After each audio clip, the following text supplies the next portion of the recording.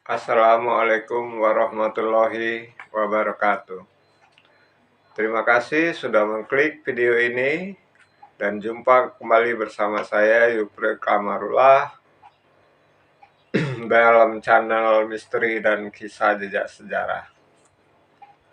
Baiklah, pemirsa dan sahabat MKJS, kali ini kita akan membahas sambungan dari yang part pertama kemarin. Jadi yang pertama itu, benarkah Syekh Abdus Somad Al-Palembani ini adalah seorang yang bergelar Datuk Sanggul yang ada di Banjar? Kemudian, benarkah makam beliau itu ada di Patani, Thailand Selatan? Jadi dua pokok bahasan ini yang akan kita bahas pada kesempatan ini. Baiklah, jadi tidak berlama-lama lagi, kita langsung saja masuk ke kisah atau cerita yang bersumber dari daerah Kalimantan yang mengenai Abdus Somad Al-Palembani ini.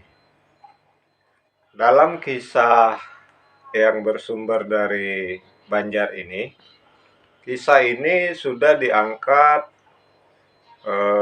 dari berbagai macam tesis yang menceritakan tentang Syekh Abdus Somad Al-Palembani atau yang disebut atau yang bergelar dengan Datuk Sanggul.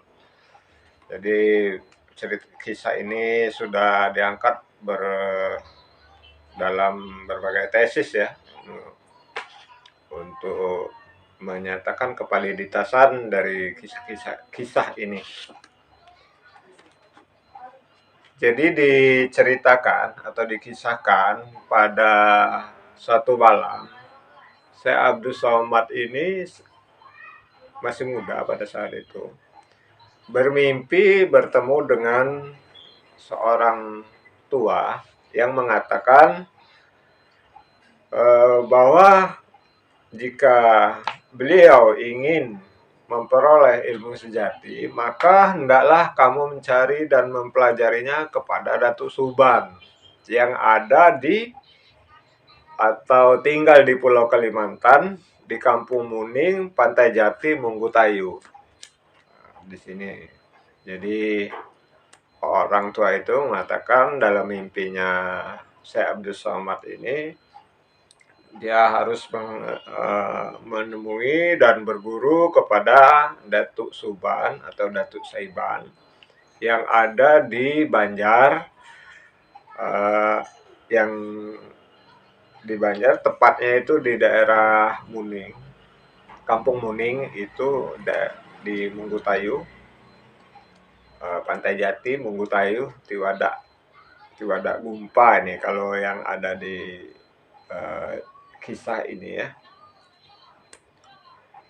Nah, setelah mendengar penuturan atau perkataan dari orang tua ini, kemudian Syekh Abdus Somad ini terbangun dari tidurnya. Kemudian saat itu dia berkata kepada ibunya dan bertanya, kemana orang tua tadi? Begitu dia terbangun. Ternyata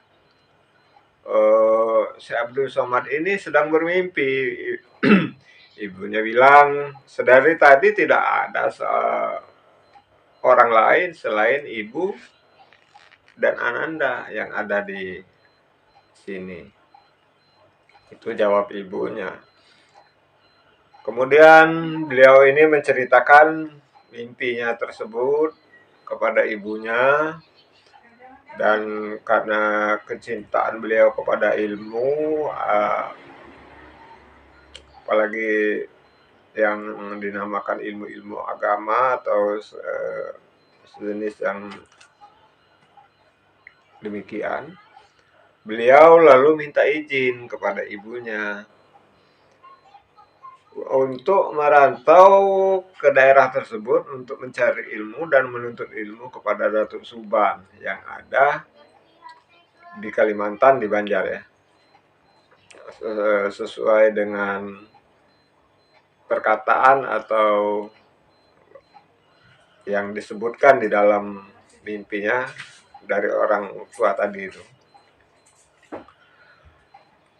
Dengan berat hati sang ibu dari Syekh Abdul Somad ini mengizinkan akhirnya Syekh Abdul Somad untuk berguru atau menuntut ilmu kepada Datuk Suban. Singkat cerita, akhirnya Syekh Abdul Somad muda ini berlayar atau menumpang pada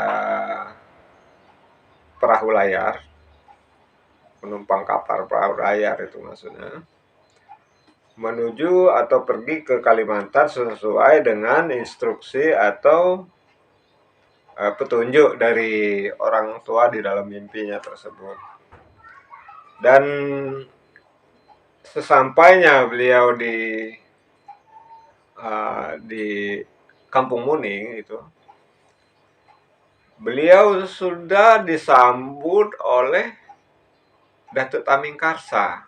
Datuk Taming Karsa ini adalah murid dari Datuk Saiban. Nah, ternyata Datuk Suban ini juga sudah mendapatkan petunjuk bakal ada kedatangan seorang yang dari Palembang itu yang bernama Syekh Abdul Somad di situ. Jadi Datuk Suban ini juga sudah dapat petunjuk bakal mendapat atau kedatangan seorang yang bernama Abdul Somad untuk berguru kepada beliau, kepada Datuk Suban. Nah, pas ketemu di jalan itu, mereka berjumpa di jalan. Kemudian Datuk Taming Karsa bertanya kepada Syekh Abdul Somad muda setelah berjumpa di satu tempat di Kampung Muning itu. Assalamualaikum saudara, benarkah saudara yang bernama Abdul Somad yang berasal dari Palembang? Kemudian jawab Abdul Somad muda, betul. Saya yang bernama Abdul Somad yang berasal dari Palembang dan ingin berguru kepada Datuk Suban sesuai dengan apa yang ada di dalam mimpi saya, jadi sesuai dengan petunjuk yang ada di dalam mimpi saya. Begitu kepada jawab Syekh Abdul Somad muda kepada Datuk Taming Karsa. Mari saya antar kepada beliau. Kemudian mereka berjalan menuju ke tempat atau ke kediaman dari Datuk Suban bersama murid-muridnya. Setelah tibanya mereka di sana, Datuk Taming Karsa mengucapkan salam. Assalamualaikum guru. Ini ulun sudah bawakan yang bernama Abdul Somad dari Palembang sesuai dengan perintah guru Tuan ulun.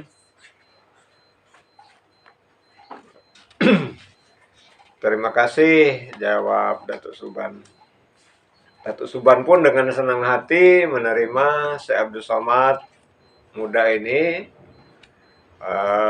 Ternyata setelah sampai di sana itu Syekh Abdul Somad mereka ini, Syekh Abdul Somad muda dan Datuk Taming Karsa ini sudah disambut oleh 11 muridnya.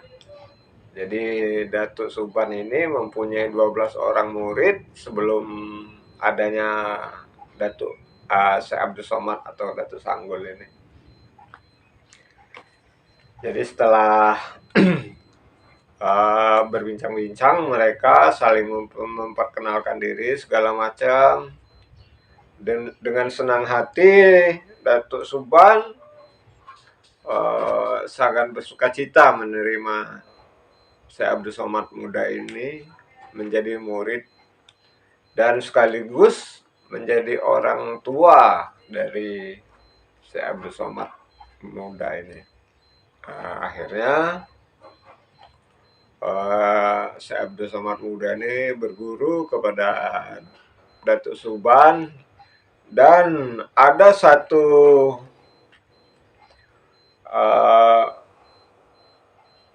kitab yang diberikan kepada Datuk Suban, itu bernama Kitab Barencong.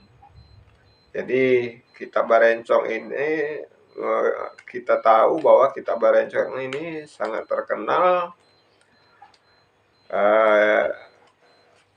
dalam ajaran tasawuf ya, Kitab Barencong ini. Nah, kemudian setelah itu banyak pengalaman-pengalaman atau ilmu-ilmu yang didapat dari Datuk Suban kepada Syekh Abdul Somad muda. Jadi dari kisah ini menjelaskan bahwa Syekh Abdul Somad ini pada saat itu berguru kepada Datuk Suban itu ketika beliau masih muda. Jadi sumber yang ada di kisah ini itu sekitar abad ke-18, tahun 1750-an. Jadi tepatnya itu 1750 berapa tidak disebutkan dalam kisah ini atau sumber ini ya. Jadi pada saat itu Syekh Abdul Somad masih muda sekali kisah ini. Nah, di dalam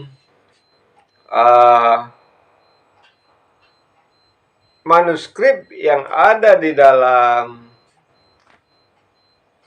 yang bersumber dari Palembang atau bersumber dari keluarganya yang ada di Palembang, Syekh Abdul Somad ini lahir pada tahun 1737. Jadi kesesuaian atau kesinkronisasian dari kisah ini ternyata pas. Jadi betul-betul sesuai. Di kisah ini menyatakan bahwa Syekh Abdul Somad itu masih muda sekali, atau pada saat itu tahun 1750-an. Jadi Syekh Abdul Somad ini pada saat itu berumur belasan tahun ya, belum dewasa artinya. Nah, sumber yang ada di Kedah atau di Malaysia itu Syekh Abdul Somad ini lahir tahun 1704.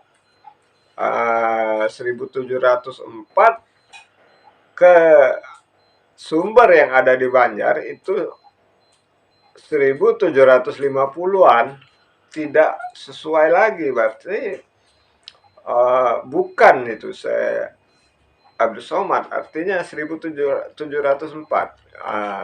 Beliau sudah dewasa.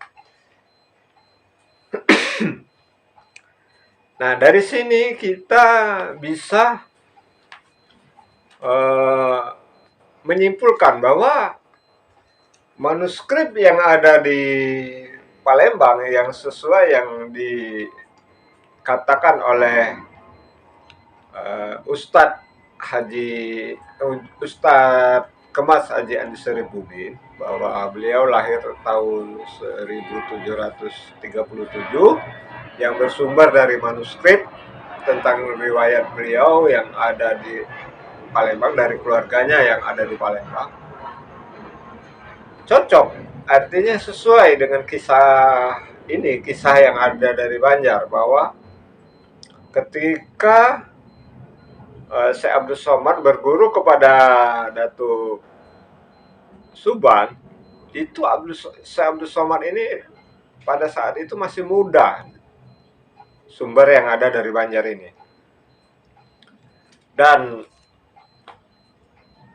Syekh Abdul Somad adalah murid beliau yang ke-13 dan satu-satunya yang bukan berasal dari Pulau Kalimantan. Jadi 12 ini Datuk cikal bakal datuk, sebenarnya cikal bakal pedatuan yang ada di Banjar, yang menerangkan bahwa 12 datuk ini berasal dari Pulau Kalimantan, dan Syekh Abdul Somad ini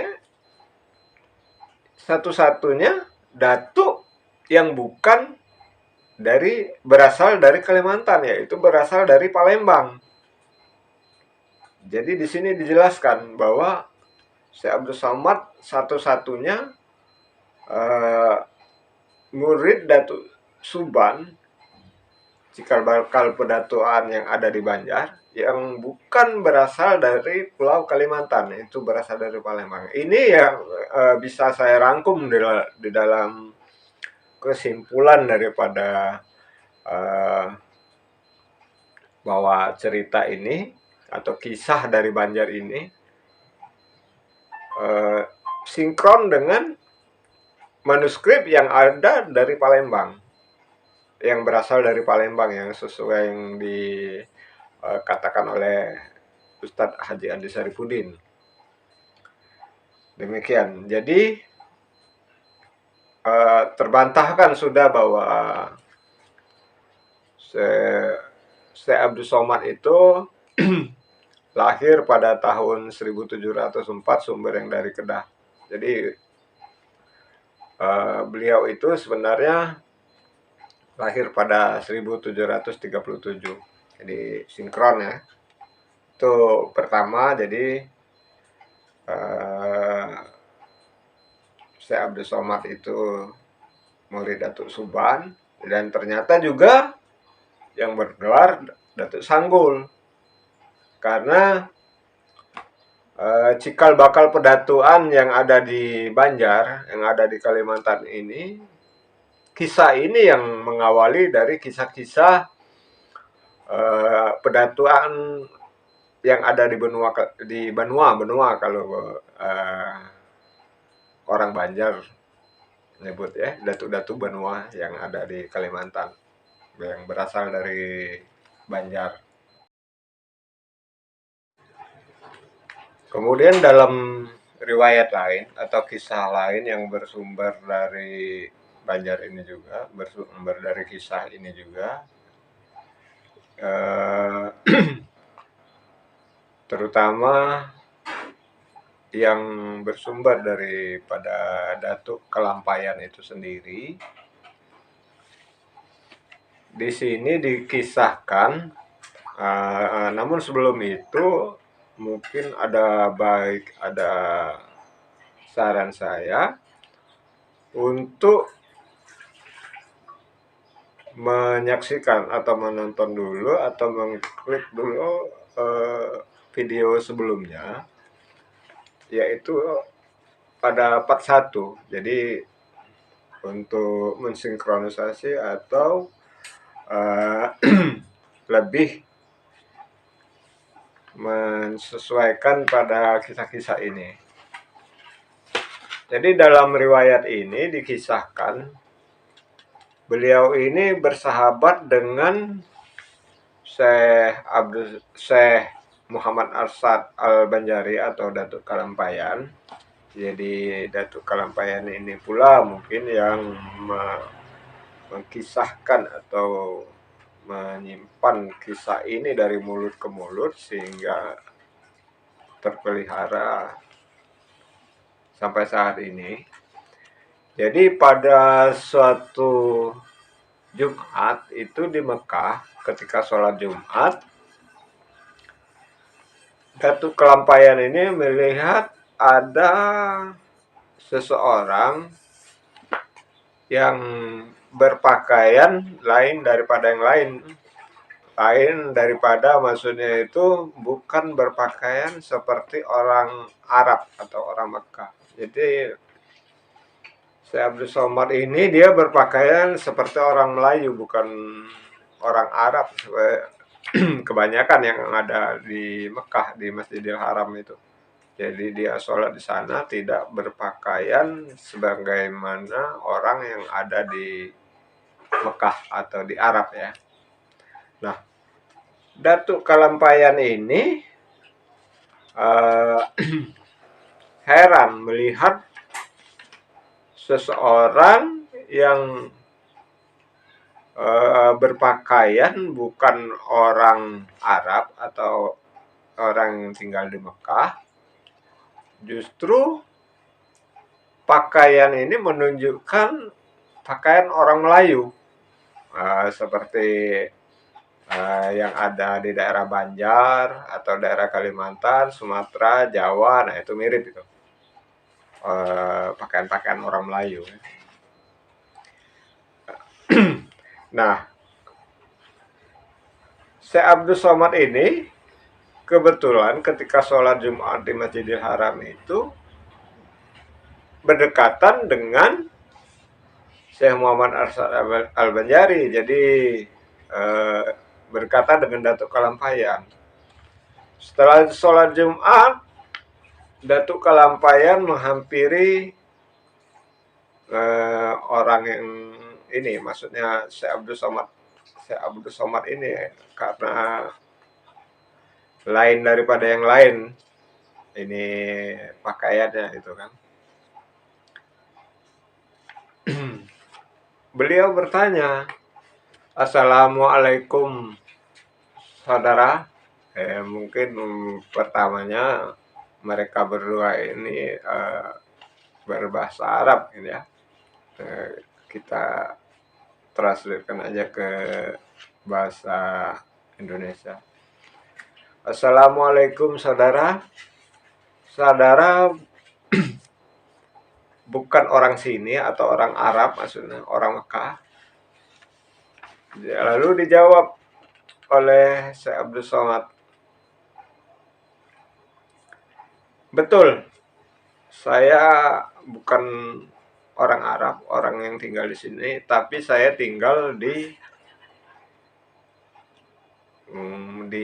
Muning, Kampung Muning itu maksudnya. Tinggal di Banjar." Jadi dijawab oleh saya tinggal di Banjar. Nah, semakin tertarik Datuk Kalampayan ini karena Datuk Kalampayan ini juga adalah asli orang Banjar.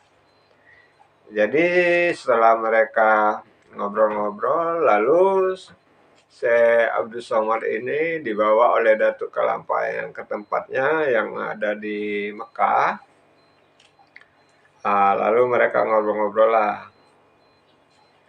Jadi saudara ini betul yang berasal dari Banjar. Kalau saya lihat dan saya perhatikan pakaian saudara seperti orang Banjar. Lalu dijawab oleh Syekh Abdul Somad, "Betul, saya dari Banjar dan tinggal di Kampung Muning." Itu jawab Syekh Abdul Somad.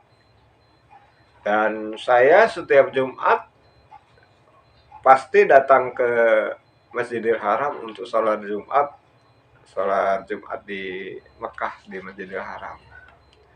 Lalu keheranan ini Datuk Kalampayan ini, bagaimana mungkin seseorang yang bisa setiap Jumat untuk sholat di Masjidil Haram, sementara orang mau naik haji saja berbulan-bulan baru sampai ke sana. Nah, ini sementara orang ini kok bisa setiap Jumat. Akhirnya ditanyalah oleh Datuk Kalampayan kepada Syekh Abdus Somad atau Datuk Sanggul ya. Karena Syekh Abdus Somad ini di Banjar dia digelar dengan Datuk Sanggul. Kemudian Datuk Sanggul menjelaskan, saya setiap Jumat datang ke sini untuk sholat dan saya tinggal di Banjar, ya, lebih tepatnya itu di Kampung Muning, daerah Tatakan. Berarti Pian juga melewati Martapura kalau nangka itu. Kayu Tangi melalui tempat tinggal ulun jar ini ujar Datuk Kelampaian langsung bahasa diajaknya saya bersama mungkin ya di sana bahasa Banjar. Kalau nangka itu ya benar ini pian sholat di Makkah sini di Masjidil Haram. Hai jar ini ujar Datuk Sanggul. Nangka ada susahnya bang kalau nangka itu. Ya Datuk Sanggul menjawab keheranan dari ini dari keheranan dari Datuk Kalampayan itu. Lalu ditanya oleh Datuk Kalampayan, lalu pian menumpang apa, menaik apa ini pian ke sini? Kadadahai jawab ini, jawab saya bersama, maksudnya tidak ada yang ini. Jadi ulun kada udah makai apa-apa, hanya hendak kemari aja, hendak sholat di Masjidil Haram aja. Jadi nang kadadai makai apa-apa.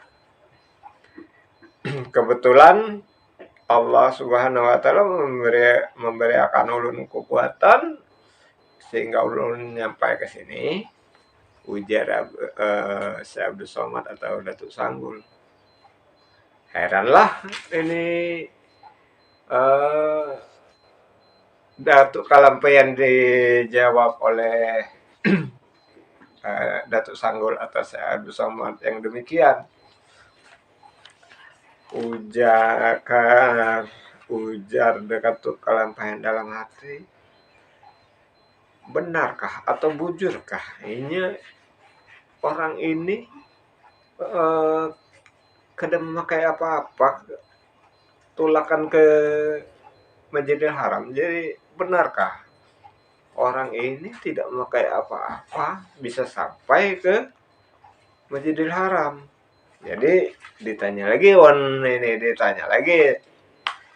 oleh Datuk Kalampaian untuk menyingkap dari ketidakpercayaan Datuk Kalampaian. Keheranan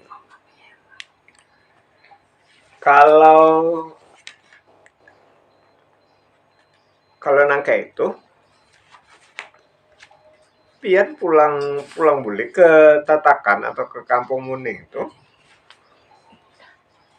setiap Jumat coba pian kawalah membilakan buah durian atau buah kuini gasan ulun makan di sini. Ulun sudah ini kepengen benar makan buah tuh nang kadada ini buah tuh nang di sini jar Datuk Kalampaian ke Datuk Sanggul. Hai ini ulun ini ambilakan jar ini jar Datuk Sanggul. Nanti saya ambilkan kata Datuk Sanggul gitu.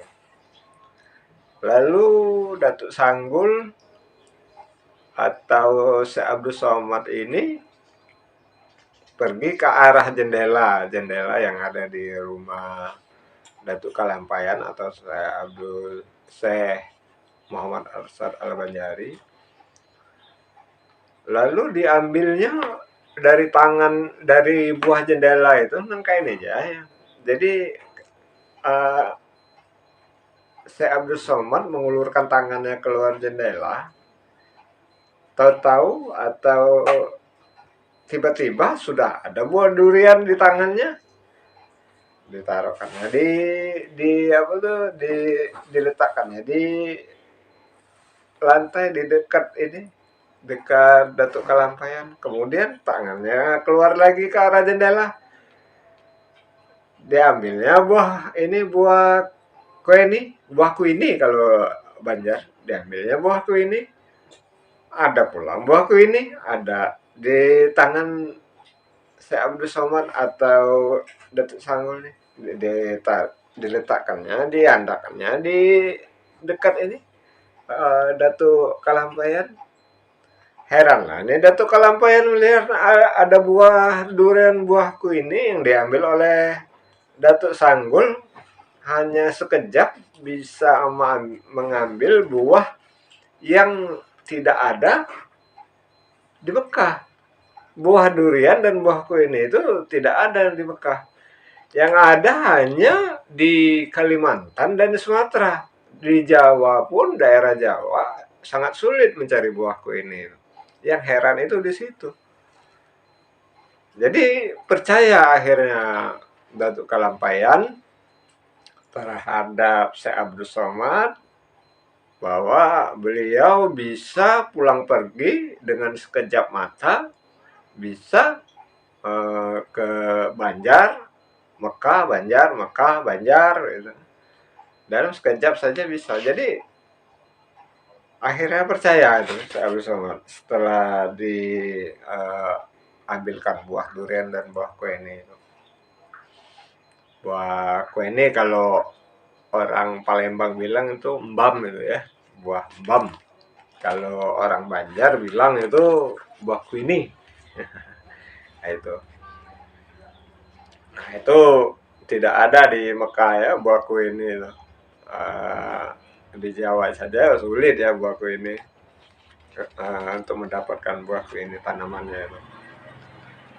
Nah, dengan perjumpaan demikian, setelah perjumpaan demikian, akhirnya Syekh Abdul Somad ini bersahabat dengan Syekh Muhammad Arsyad Al-Banjari.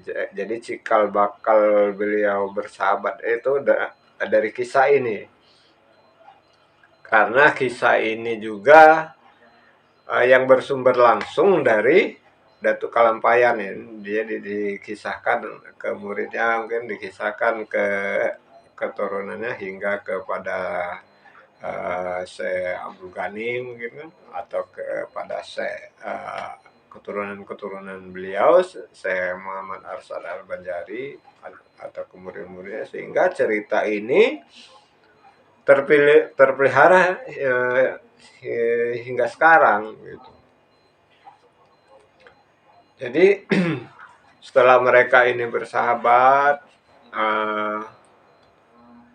pada suatu waktu atau suatu hari, karena kepercayaan beliau, akhirnya Syekh Abdul Somad ini atau Datuk Sanggul ini memberikan kitab Barencong kepada Syekh Muhammad Arsyad Al-Banjari atau Datuk Kalampayan. Jadi kitab yang ada, kitab warisan yang dari Datuk Suban yang sudah diwariskan ke Syekh Abdul Somad, itu kitab Barencong, diberikannya separuh, dipotongnya tuh kitab itu, diberikannya separuh ke ini, ke apa, ke Datuk Kalampayan. Nah itu akhirnya Syekh Abdul Somad berkata ke Datuk Kalampayan, menpian hendak meneruskan belajar kitab Barencong ini, temui aja ulun ke Tatakan atau ke Kampung Muning, sekalian bawakan bawakan kain putih 5 lembar, Jadi kena separuhnya ulun ini barekan lawan pian kitab kitab ini ada kitab berencong ini. Jadi pian bawakan ulun 5 lembar kain putih. Setelah itu ulun bereakan ini separuhnya lagi kitab ini awan pian. Nah, itu. Berarti pada saat itu Syekh Abdul Somad atau Datuk Sanggul ini sudah mempelajari atau sudah menguasai dari kitab Barencong yang diwariskan kepada Syekh dari Datuk Suban kepada Syekh Abdul Somad. Nah, dari kisah ini jelaslah bahwa persahabatan Syekh Abdul Somad ini dengan Syekh Muhammad Arsyad Al-Banjari ini sesuai dengan kisah atau sumber-sumber yang ada di baik itu dari Kedah, baik itu dari Arab, sumber-sumber lain yang ada dari Palembang. Jadi Syekh Abdul Somad ini, mereka ini dengan Datuk Kalampayan ini atau Syekh Muhammad Arsyad Al-Banjari, di part pertama saya menceritakan bahwa mereka ini membentuk 4 serangkai yang berguru kepada Syekh Muhammad Saman Al-Madani. Jadi 4 serangkai itu yaitu Syekh Abdul Somad, kemudian Syekh Muhammad Arsyad, kemudian Syekh Abdul Wahab Bugis, dan kemudian Syekh Abdul Rahman Masri. Di situ jadi 4 serangkai ini. Jadi pas cerita ini yang menggambarkan bahwa kisah dari Banjar ini klop dengan kisah yang ada dari Palembang bahwa beliau bersahabat dengan Syekh Muhammad Arsyad Al-Banjari, bahkan membentuk 4 serangkai di situ.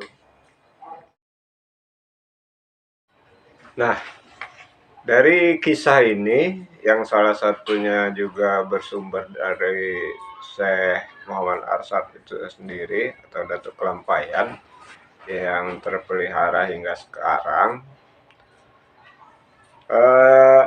jelaslah bahwa Syekh Abdul Somad ini bersahabat dengan Syekh Muhammad Arsyad atau Datuk Kelampayan itu sebagaimana pada part pertama kemarin itu yang menjelaskan mereka Syekh Abdul Somad ini membentuk 4 serangkai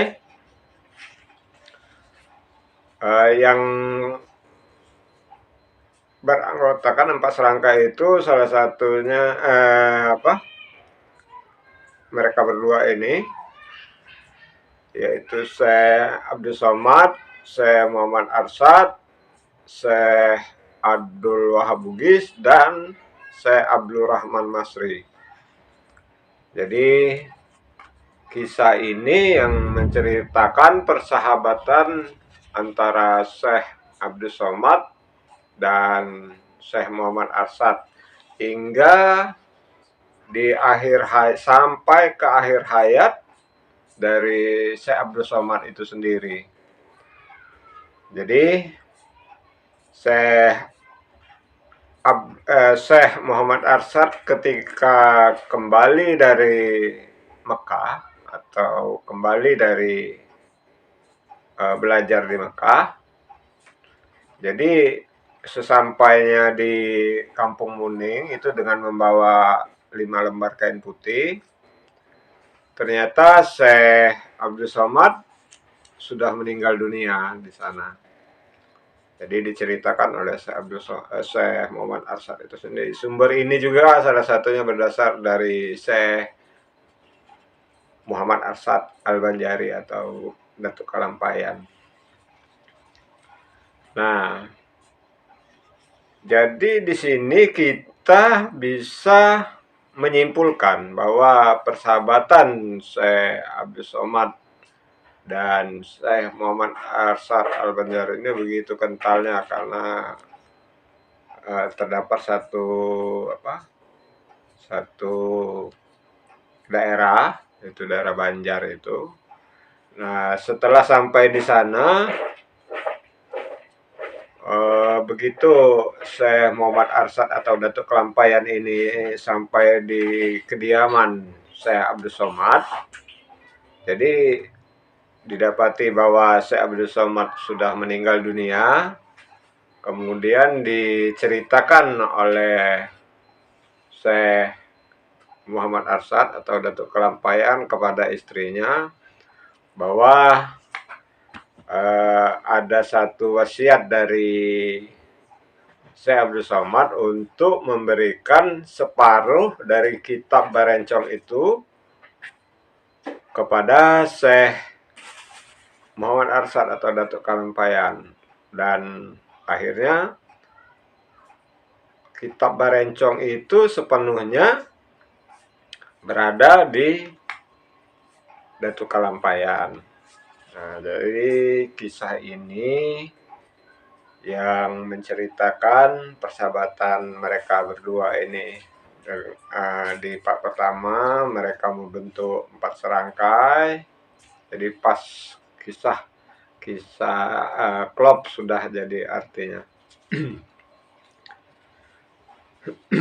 Nah, dengan wafatnya Syekh Abdul Somad ini, ketika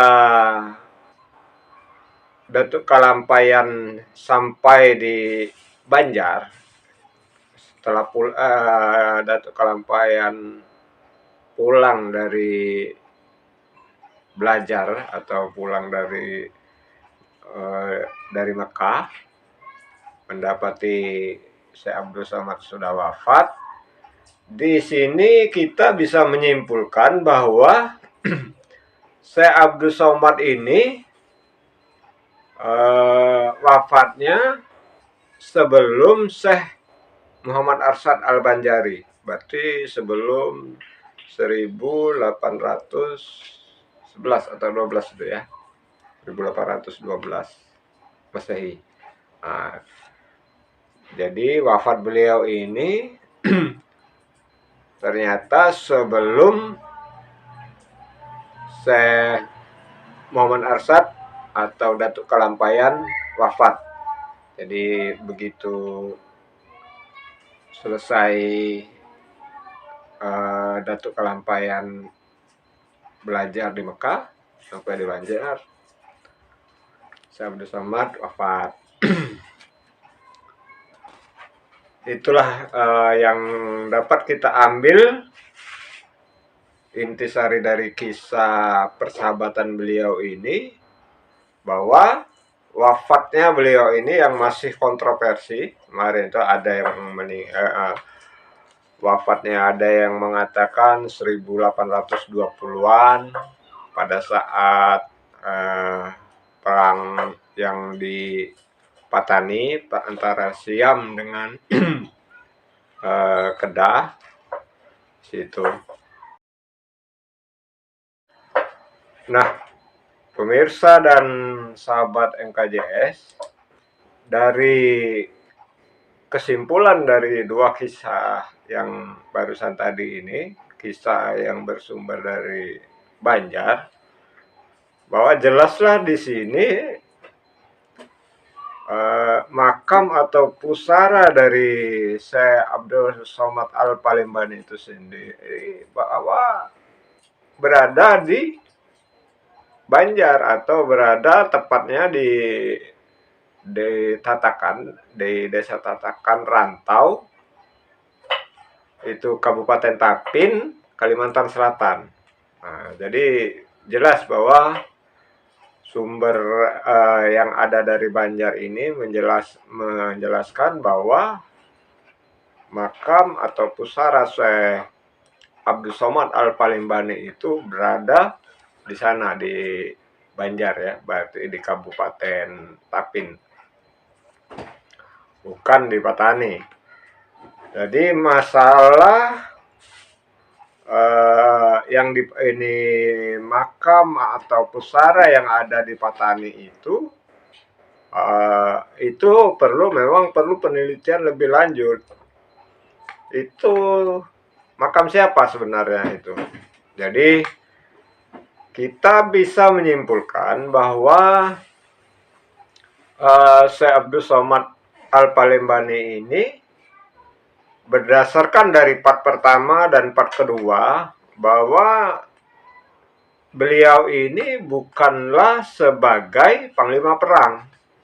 Jadi untuk apa kerajaan Siam atau kerajaan Thailand yang sekarang menghukum dengan memenggal kepala beliau sedemikian pentingnya? Berarti orang yang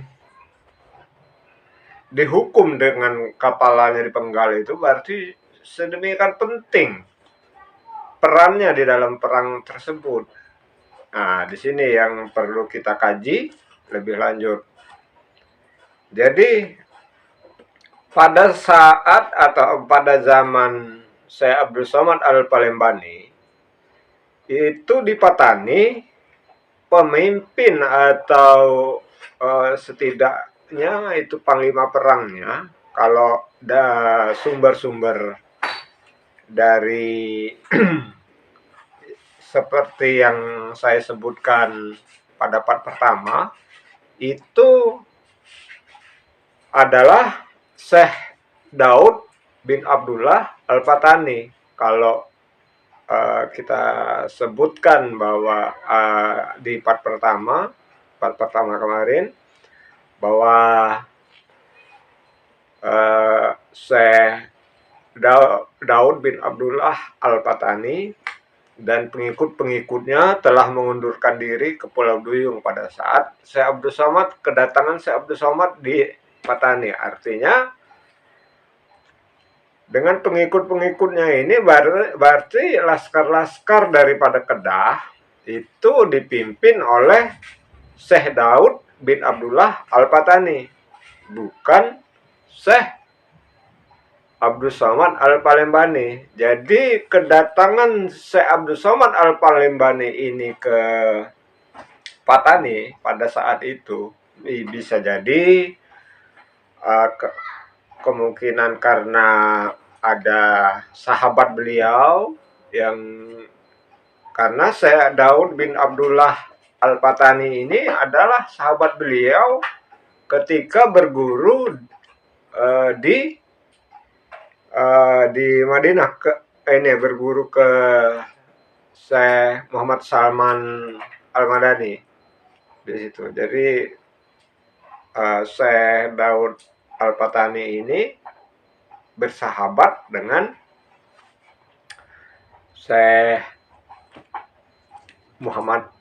Syekh Abdus Somad Al-Palembani. Jadi jelaslah bahwa peran Syekh Abdus Somad Al-Palembani di Patani itu bukanlah sebagai pemimpin atau panglima perang dari Kedah. Dan itu mustahil, berarti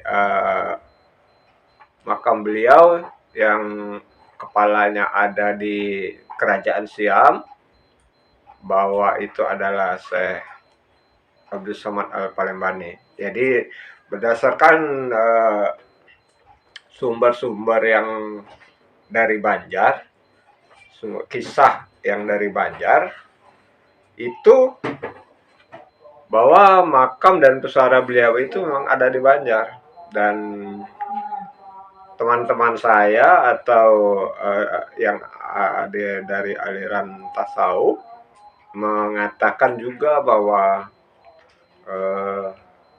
makam beliau itu ada di Kalimantan atau ada di Banjar, yang dari golongan tasawuf ya. Kemudian ditambah lagi dengan